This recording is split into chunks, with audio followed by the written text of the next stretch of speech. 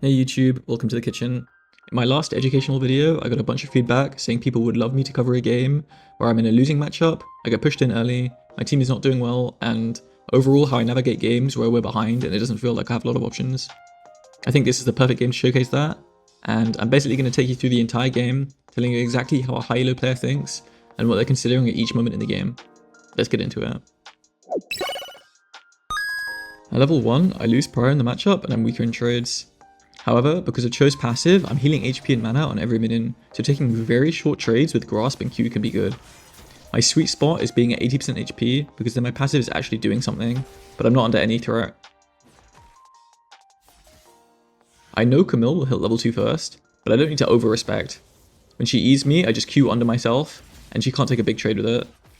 Every minion on Cho means more than in other champs, because not only are you getting the gold, you're also getting health and mana back. My jungle is pathing away from me, so I'm not getting any help in this lane. They could also look to dive me, so I need to stay aware of that. I use a potion to stay above half health, and I'm looking for short Q trades that hit both the minions and the Camille if possible.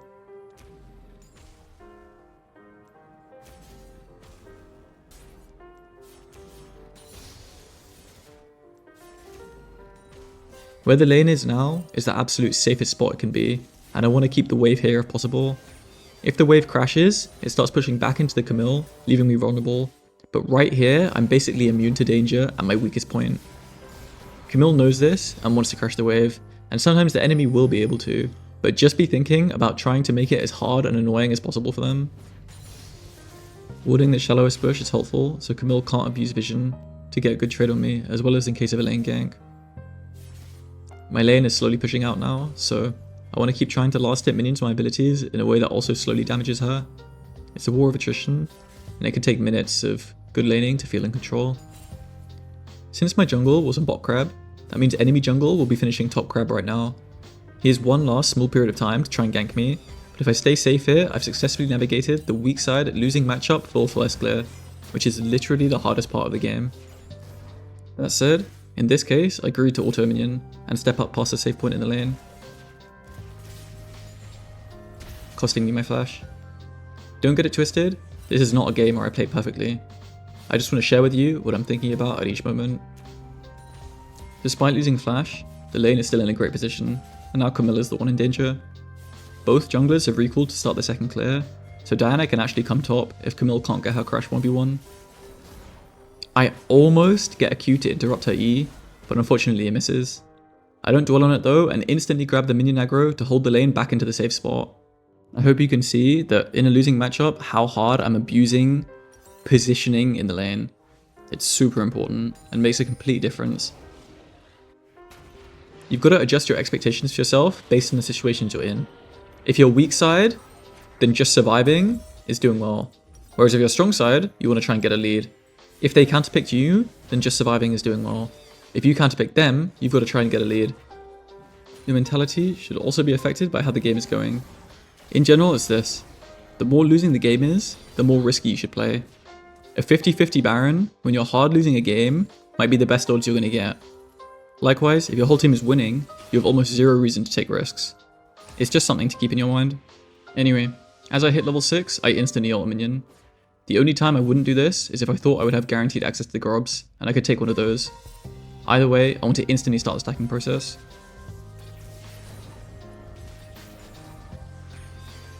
My mentality is similar to the first sequence now, of small trades and attrition. But when Diana pings grobs, I have good wave clear and I can actually get priority on the wave. However, I decide to move back towards my lane. If I full moved here, I don't think I can guarantee to be useful, with no flash and no ult. On top of that, Camille can follow me and potentially pincer me. On top of that, I'll lose a full wave of minions, as my wave is slow pushing towards her. I go back, crash the wave as quick as possible, and then move. Now, Camille can't follow at all without losing 2 waves, and I won't lose any minions. In my opinion, this is worth it even if I'm late. Moving in League of Legends is similar to putting on an oxygen mask in an airplane. You've got to make sure you're fine before you go help someone else. Otherwise, you'll realize sometimes you'll end up both screwed. Anyway, in this case, it ends up disastrously, and that's just how the game goes sometimes. You only have control over one character in this game, so you've got to try and make the best decisions you can as that character. Even though this play ended up bad, I would do it again. The expected value of crashing that extra wave is higher, and that's what's important in a climb.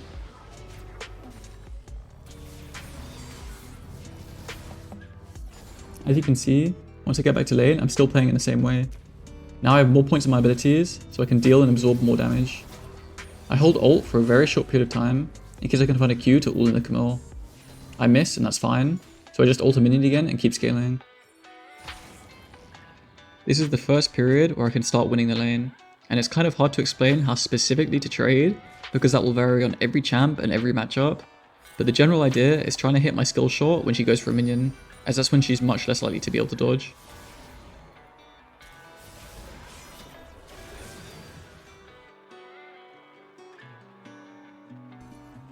Repeat the same again, and notice I'm waiting for Camille passive to go down before it auto her, so it doesn't block my E damage.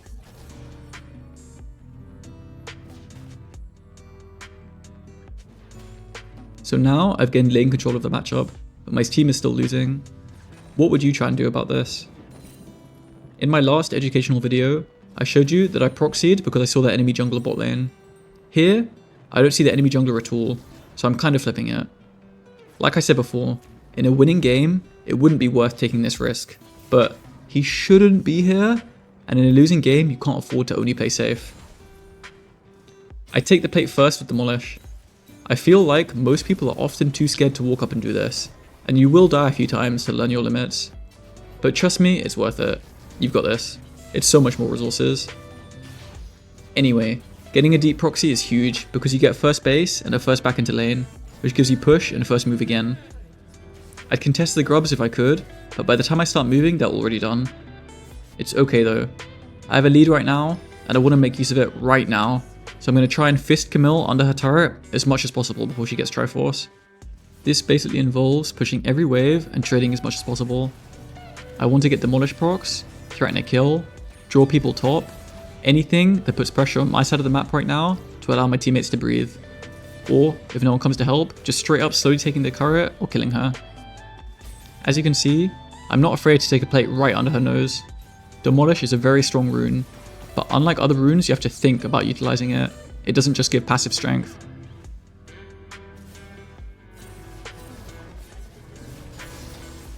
I get blood hungry for the Camille here and lose track of the enemy team. With no vision, no allies nearby, and no enemies in sight, I should 100% back off after that last wave. But hindsight is 20/20. As I'm dying, I try my best to ult a minion to put it on cooldown. By the time I spawn and get back to lane, it will almost be up again, and every single stack matters. When I respawn, I do the stupidest play ever, which is trying to defend a clearly dead turret. It's at this point I truly realize the game is going bad. But it's okay. There's no point tilting further. All I need to do is just try and make the correct decision for each moment, and the outcome of the game will follow accordingly. Don't think about your teammates, don't think about the enemies. Just think about, what can I do? What's the correct decision that I can make right now? When I respawn, I'm pathing towards mid-wave, but I keep my eyes on top lane.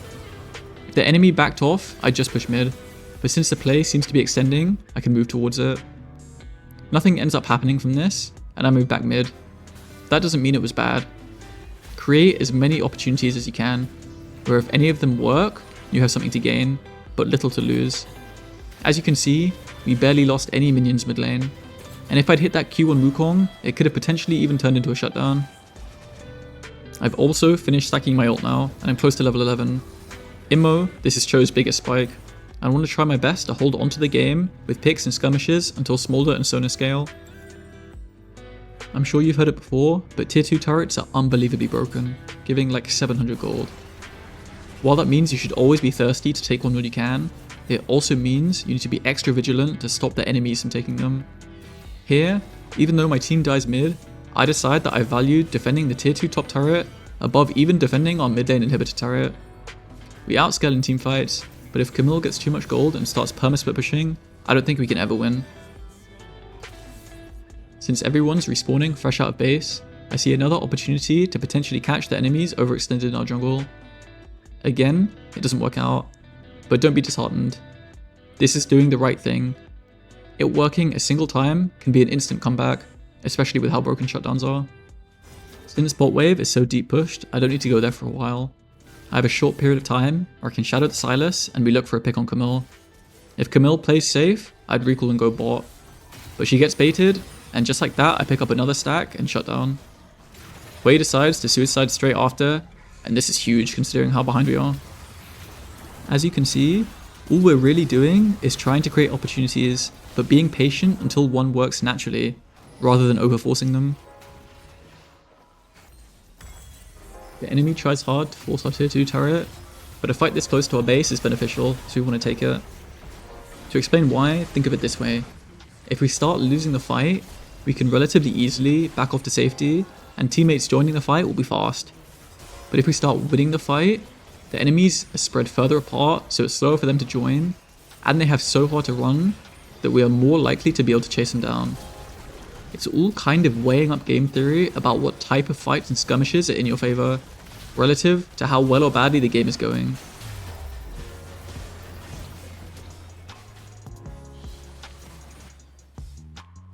It's a 2 for 4, but we don't really lose anything. What the enemy team should be doing in this scenario is getting vision in our top side and threatening Baron.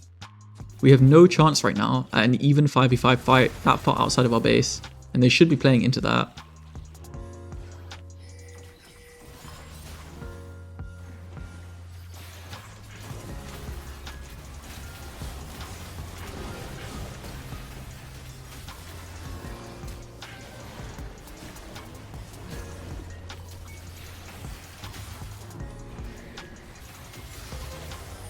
Instead, our short respawn timers get us 3 more kills bot lane, into another pick on Echo top lane. Remember how in my last show video, I said even though we had 2 kills in a team fight, it wasn't worth taking Baron because we were so ahead, and it wasn't safe enough? This game is the opposite. With this Echo dead for 40 seconds, we want to take instant control of the Nash area and threaten. We pick up the Bard and turn towards Baron. Wukong also has no ult.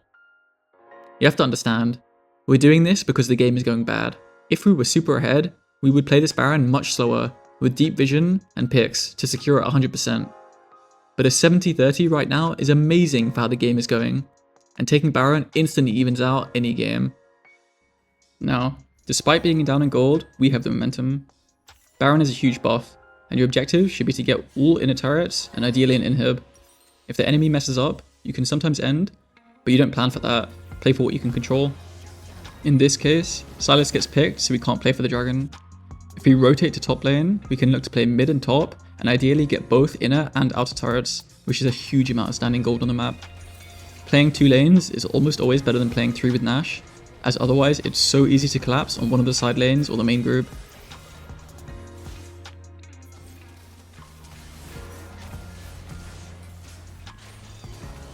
We almost picked Camille, but she does a good flash away.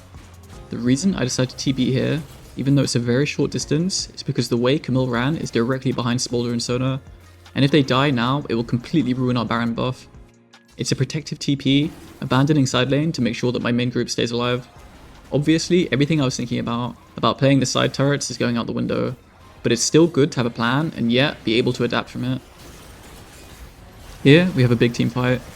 It's a very close fight, but we have Baron and an extra member, and a better team fighting comp. While it's happening, I'm very aware that someone will need to base to deal with Camille, but I decide that contributing to winning the fight over losing an inhib is more worth it. We get 2 and Sylas starts basing. Only one person needs to base, and if Sylas didn't, I would.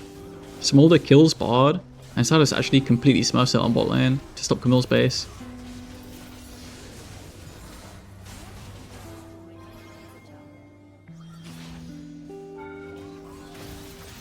We fully commit to end the game.